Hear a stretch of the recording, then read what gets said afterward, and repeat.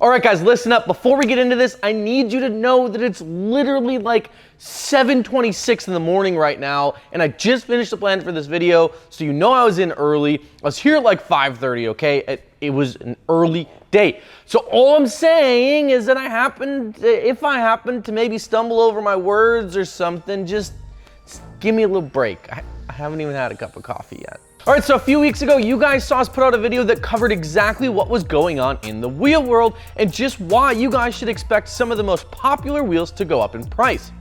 If you haven't seen that video already, we'll drop a link to the script. Stop it. Get some help. If you haven't seen that video already, we will drop a link in the description down below so you guys can check that out. While it wasn't great news, we got through it and life was pretty okay at best. However, there's more, and that's why we're here today.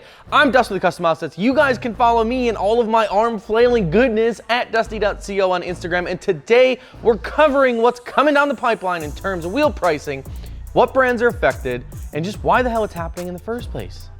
Let's get into it. In order for us to really understand what the hell is going on in the wheel industry today and just why it seems like pretty much everyone is raising their wheel prices in 2021, we first got to look at the state of the global economy overall. Now, I'll save you guys the history lecture on how macroeconomics work, but what's important here is that we understand why...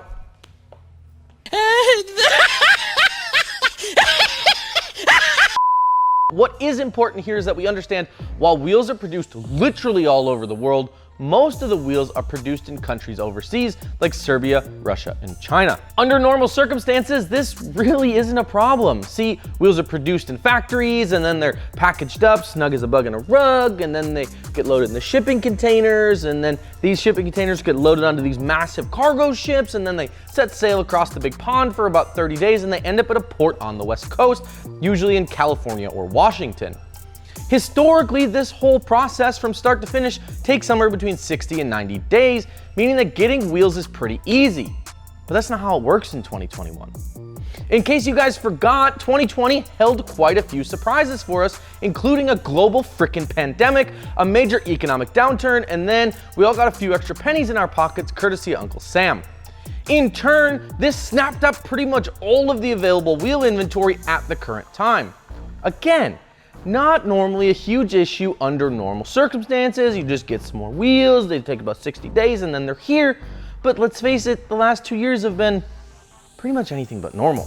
Meanwhile, while most of us have been working from home, staying 6 feet apart and washing our hands every chance we got, there are a few companies out there that have been making some big moves in the background. And when we say big, we're talking like huge. One such company is online sales and convenience extraordinaire, the one and only Amazon. Ever noticed how Amazon can now offer one-day delivery times on a lot of their stuff? That's because over the last 18 months or so, Amazon has been building a massive shipping machine. It started with leasing like half a dozen Boeing 747 jets, buying delivery vans, and hiring a ton of employees to help get you your brand new kitchen faucet delivered to your door next day. Side note, it's really freaking awesome when you can order your kitchen faucet at like 9 p.m. and it shows up at 2 p.m. the next day.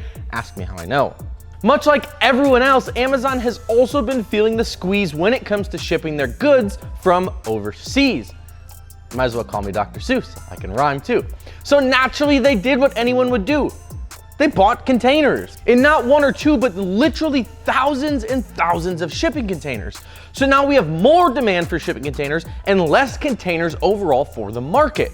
Now, I'm no scholar, and I'm pretty sure that I slept through the entirety of my 4th period economics class. Even I know that high demand and low supply causes prices to inflate very, very rapidly, and inflate is exactly what they did.